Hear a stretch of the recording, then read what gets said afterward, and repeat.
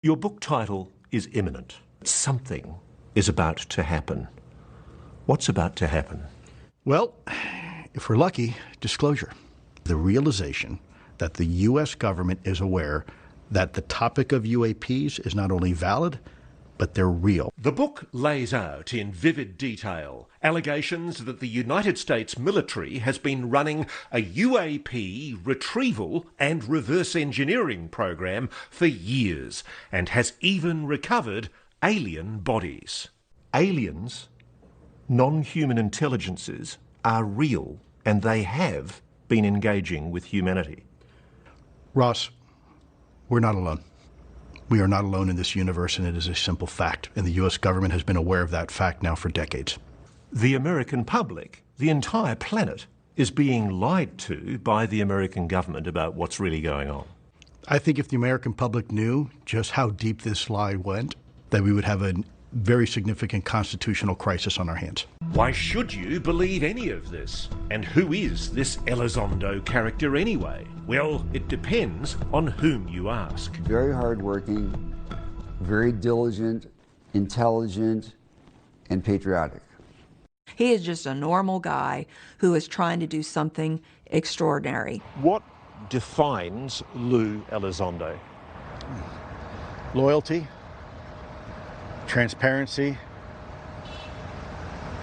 honesty. Officially, the Pentagon disputes what Elizondo says he's done and seen. But everyone agrees he's an Army veteran who has served in hotspots around the world, then oversaw counter-espionage and counter-terrorism investigations for the Department of Defense. In short, he's an American badass. You've been in combat situations, haven't you? You've been in life-threatening situations. I've been in some very unfortunate situations, yeah. I've got a lot of regrets, and I want to make sure that whatever I've done in my life, serving the people in that building, I don't want to forget, even the bad things. To make sense of the man and his claims, you need to go back to when it all started.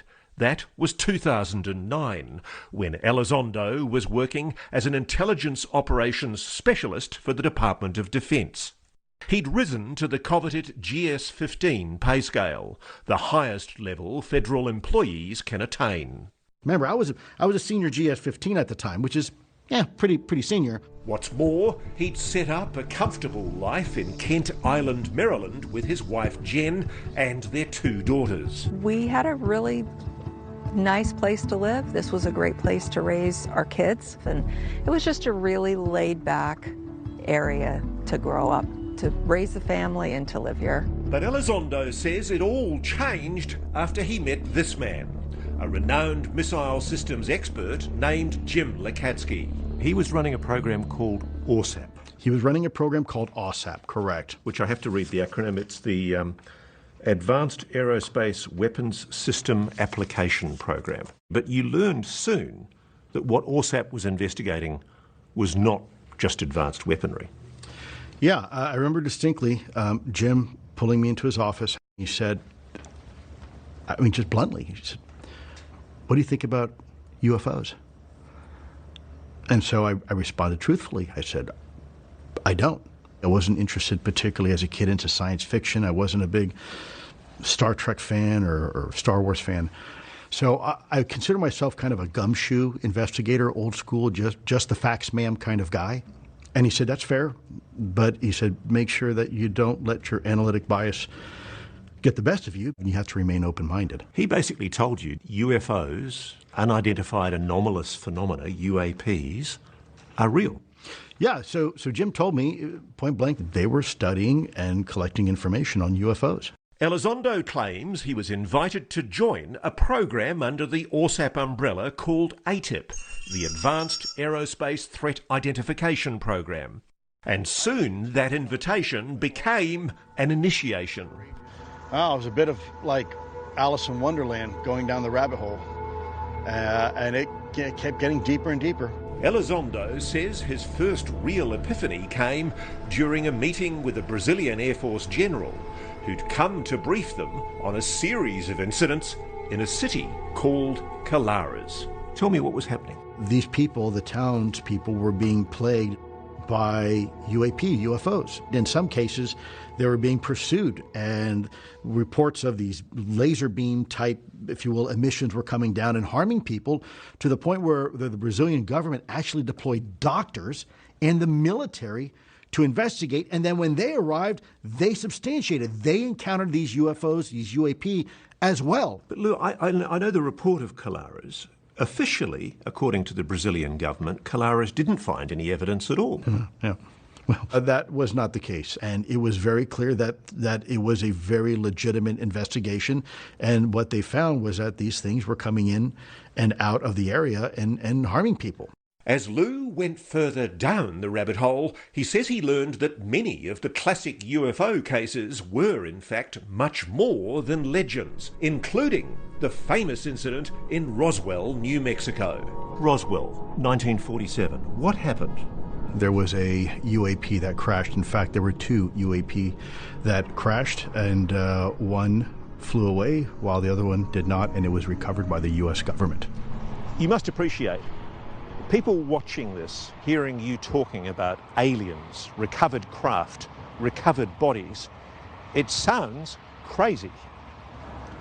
Well, as I've said before, I'm not saying it doesn't sound crazy.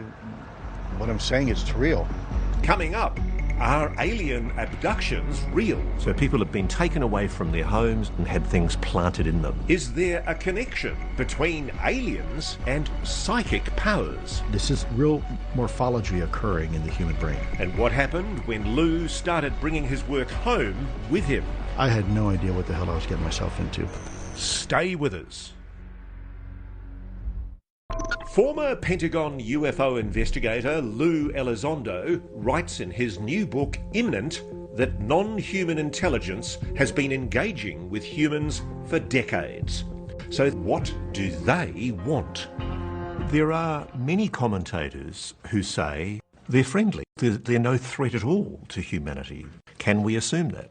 Well, I think in order to understand if something is a threat, from a national security perspective, it's a very simple calculus. It's capabilities versus intent.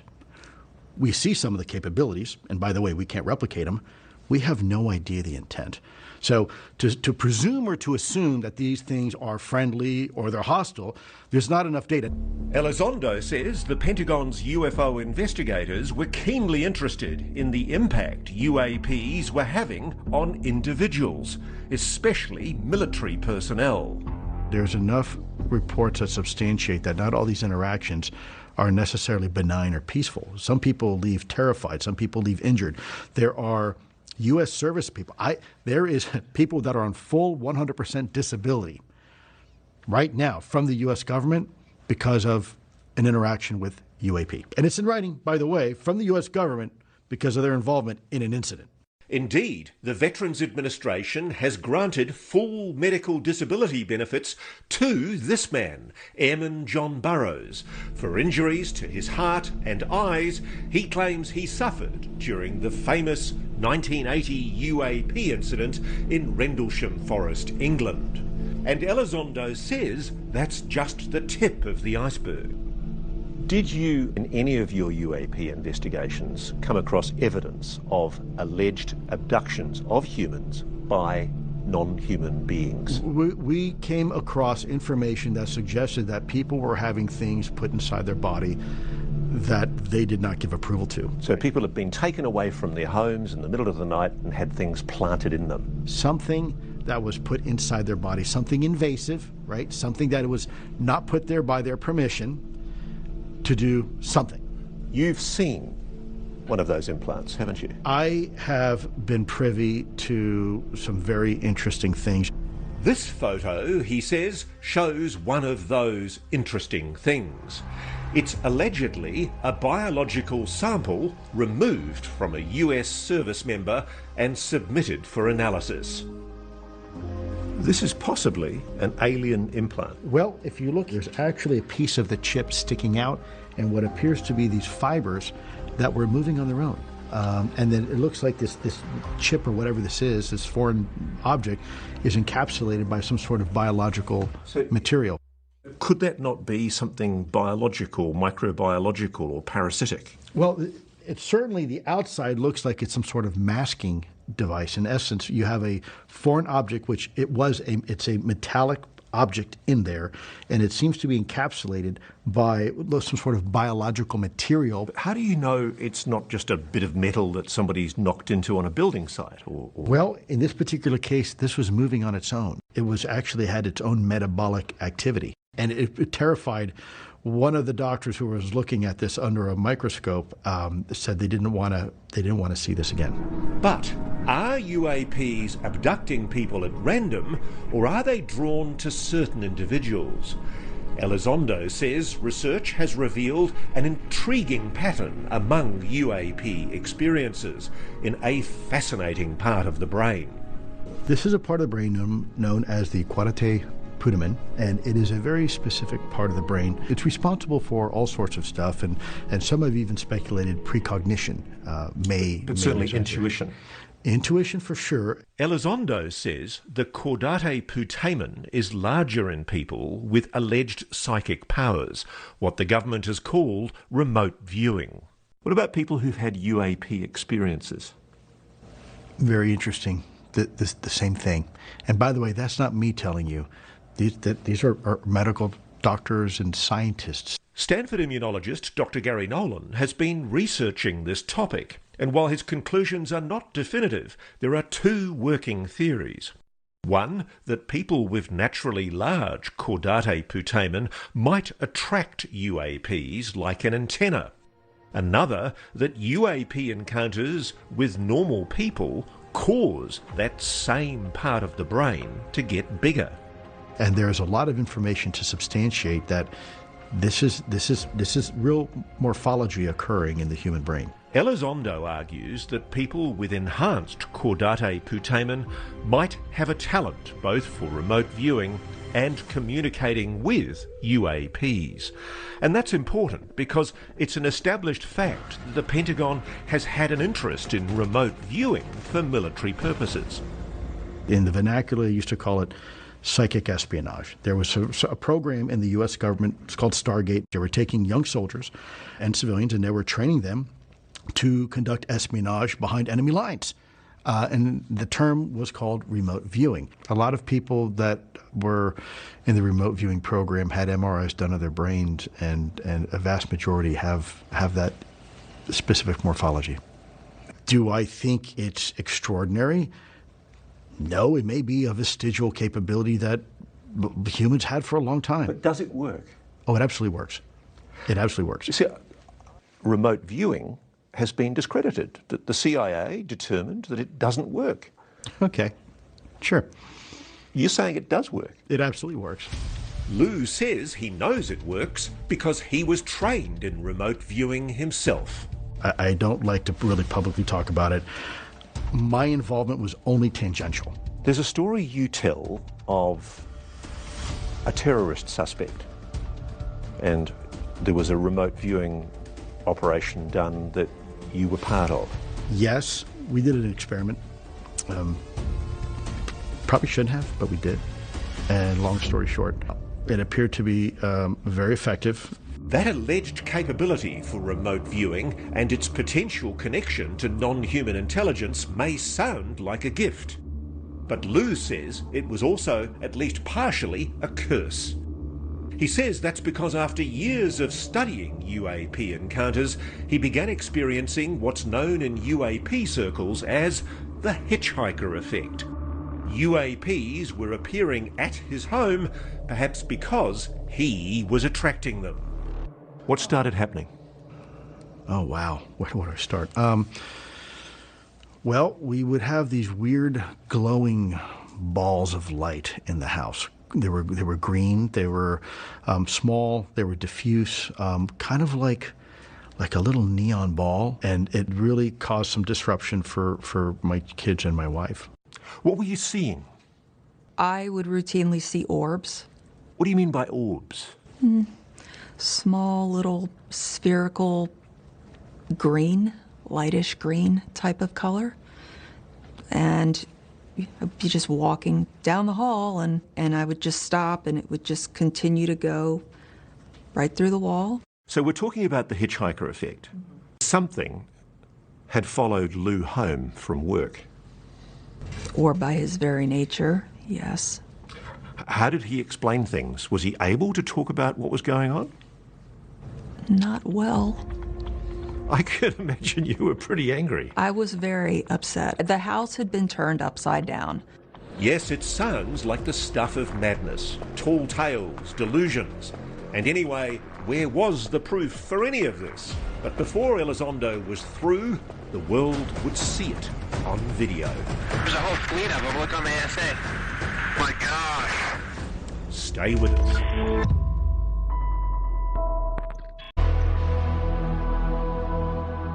This is the video that would shock the world and change it. 2004 November, the USS Nimitz carrier strike group were doing what they call workups off the coast of San Diego.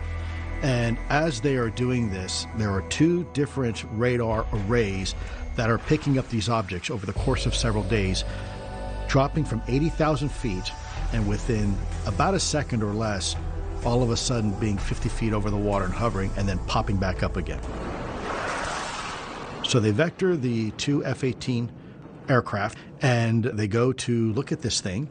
And long story short, after visually seeing this tic-tac looking object, roughly about the same length of a F-18 fuselage, performing in ways that we still can't replicate, bouncing around up and down. So this is an intelligent technology. This is absolutely, and it's responsive and reactive. And it's not human. It's not ours. Though the Nimitz tic-tac incident had occurred back in 2004, Elizondo didn't see the video until 2009. And then in 2015, it happened again. Look at that thing, dude. Naval aviators attached to the USS Roosevelt recorded these two other videos during exercises off the coast of Florida.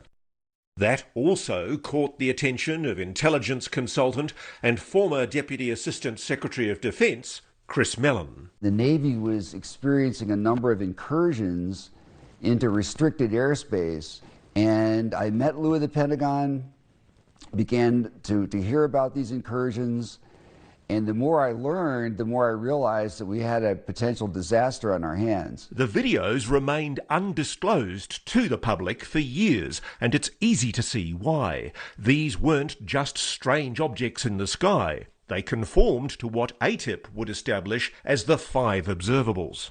My gosh. So the 5 observables include instantaneous acceleration, hypersonic velocity, low observability, trans-medium travel, and anti-gravity. In essence, the ability to defy Earth's natural gravitational force without the associated technology or means to do it. The government has said that for the record. This is not our technology. You know, people always say, well, Lou, you know, these things are clearly from outer space. And I say, well, you know, let's hold off on that. I often tell people, look, they can be from outer space, inner space, or frankly, the space in between.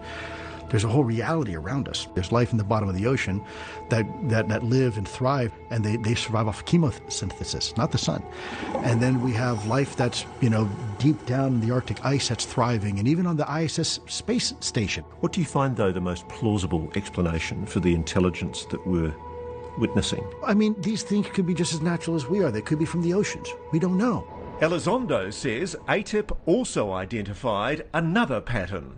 In several instances, UAPs have allegedly appeared near American nuclear facilities or weapons systems. Both the Nimitz and the Roosevelt are nuclear-powered. We do know that there is a very significant interest that UAP have towards our nuclear technology. A daunting thought, to be sure. But Elizondo says ATIP also developed a hypothesis that the UAPs might have an Achilles heel, a vulnerability that the American military can exploit. Electromagnetic pulses of some kind could bring down these craft. Yeah, the general consensus was that these vehicles, their propulsion units, are susceptible to electromagnetic pulse, meaning they are using a technology that the electromagnetism, if they were to encounter a certain frequency of electromagnetism, would interfere with their ability to fly and maneuver. Building on that hypothesis, Elizondo says his team devised an audacious secret plan to disable and capture one of those tic-tacs. We had proposed a honey trap to try to collect data and information on these UAP. So this was an operation known as Interloper. That is correct. So you have a nuclear-powered carrier with other nuclear-powered vessels, potentially nuclear-powered submarines, which also may have potentially nuclear weapons. So the idea is to create a nuclear footprint that is so irresistible to these things, we would create a trap, and then that trap would be sprung. But Operation Interloper never made it past the planning phase. Interloper was stymied, wasn't it? It was scrapped. It was scrapped. It was a pretty good idea. And it was approved by a lot of people and a lot of agencies. And yet, when it finally got to the top, it was stopped. It was blocked. It's almost like somebody perhaps already knew the answer. Or didn't want us having the answer. Elizondo says the shelving of Operation Interloper was just one of several puzzling and frustrating setbacks to ATIP's mission. And eventually he came to believe it was more than just bureaucratic inefficiency. Someone was trying to block his team from making progress. I took an oath to the American people to defend this country from all enemies, foreign and domestic. And it turns out that the enemy was elements in our own government. It was the bureaucracy. That realization would lead to the biggest and riskiest decision of Elizondo's life. Accomplish my mission, I knew I had to leave. Stay with us. If it's true that the Pentagon's so-called legacy program has been secretly retrieving and studying non-human craft and even bodies, well, where are they? Area 51, Wright-Patterson Air Force Base in Ohio, or somewhere else? No one has come forward with those specifics. Not even famed military intelligence officer turned UFO whistleblower David Grush, who went public on News Nation last year. Those details were not approved for me to talk about. But now, Lou Elizondo is going there. There comes a point in your book where you name names. You name Lockheed Martin, TRW, Northrop Grumman, Boeing, Raytheon, BAE Systems, and the Aerospace Corporation as being some of the private corporations that are involved in working on retrieved alien technology. True? It is true that it is in my book. Yep. You also reveal how some non-human, alien biosamples are now being kept at Fort Detrick in Maryland, or with the FDA, and that they've been moved around so many times their origins have likely been forgotten. Elizondo claims that some of the answers, and perhaps the biological samples, can be found here at the Department of Health and Human Services, which oversees the FDA and the NIH.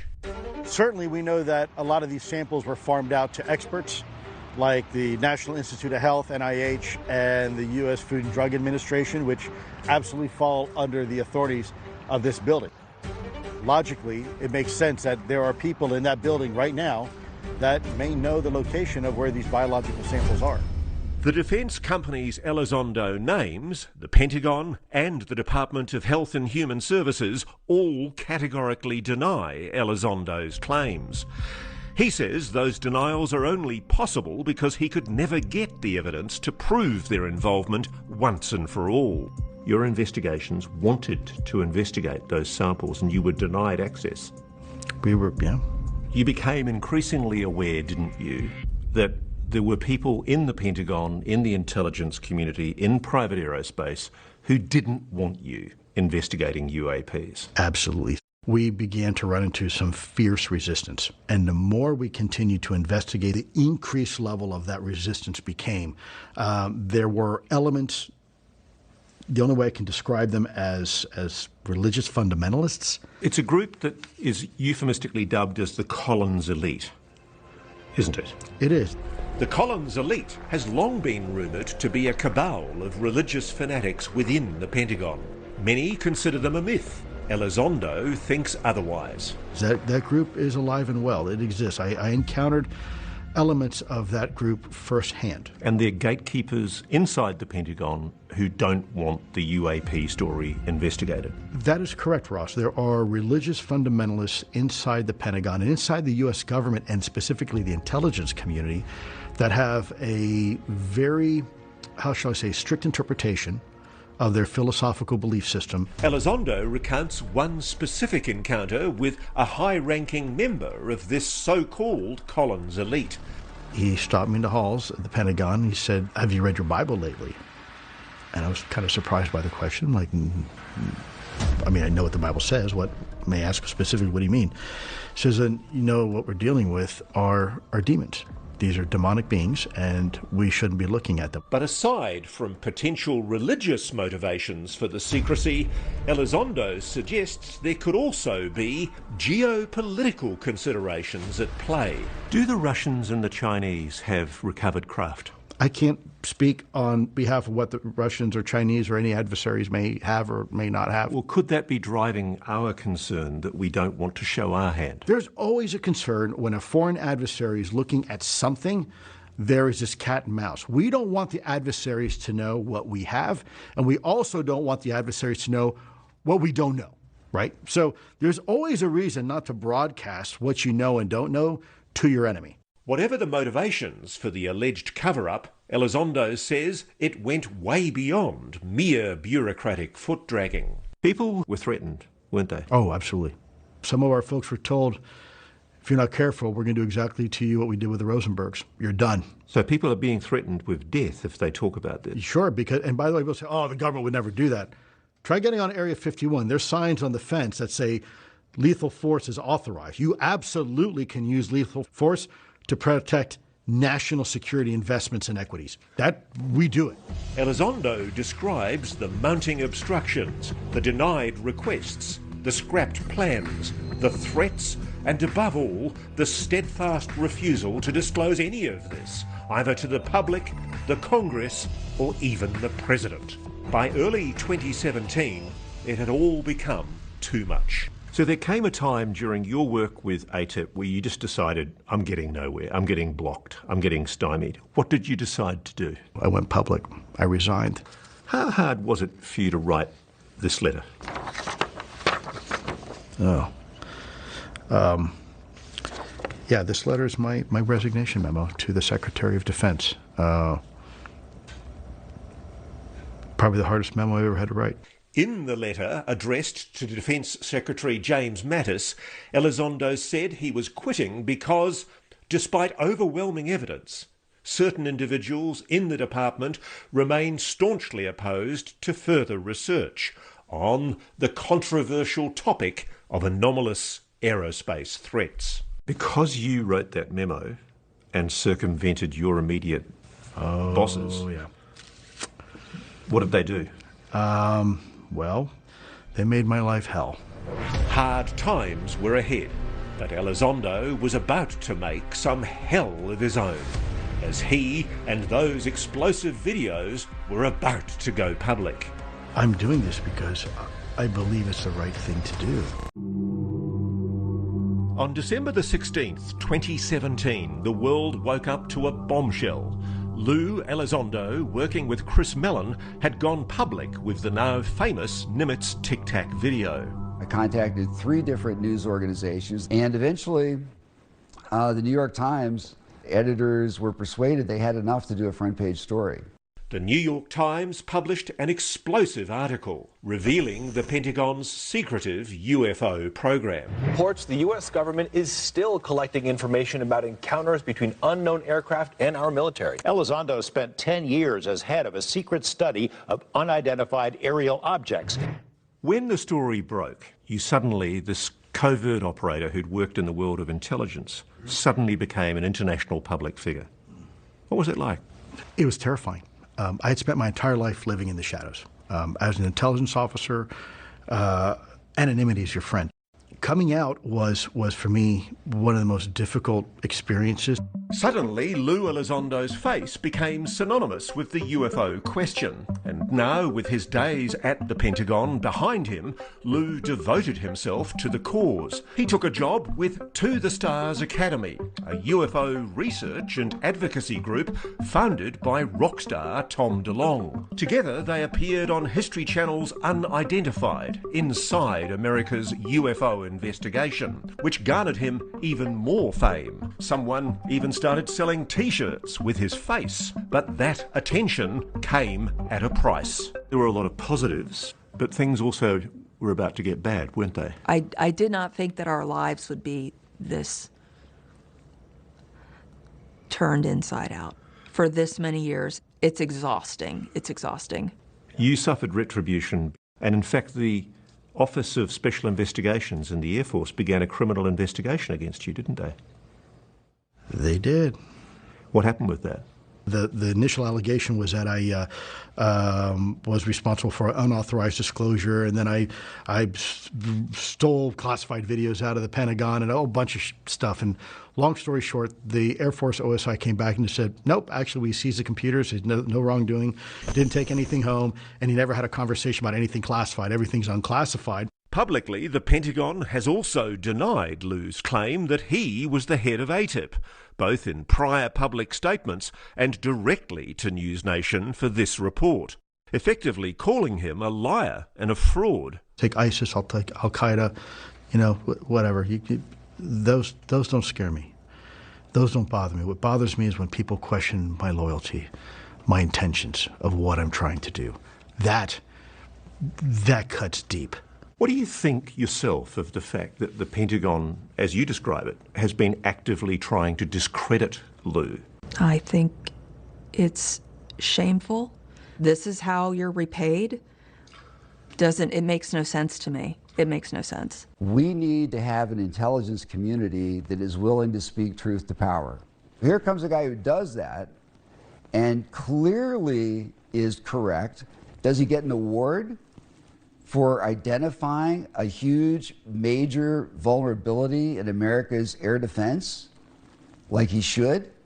No, he gets harassed by these bureaucrats because he's doing stuff that is inconvenient. On top of the reputational attacks, Lou and his family were uprooted from their home, as Lou's new job at To the Stars Academy called him to California.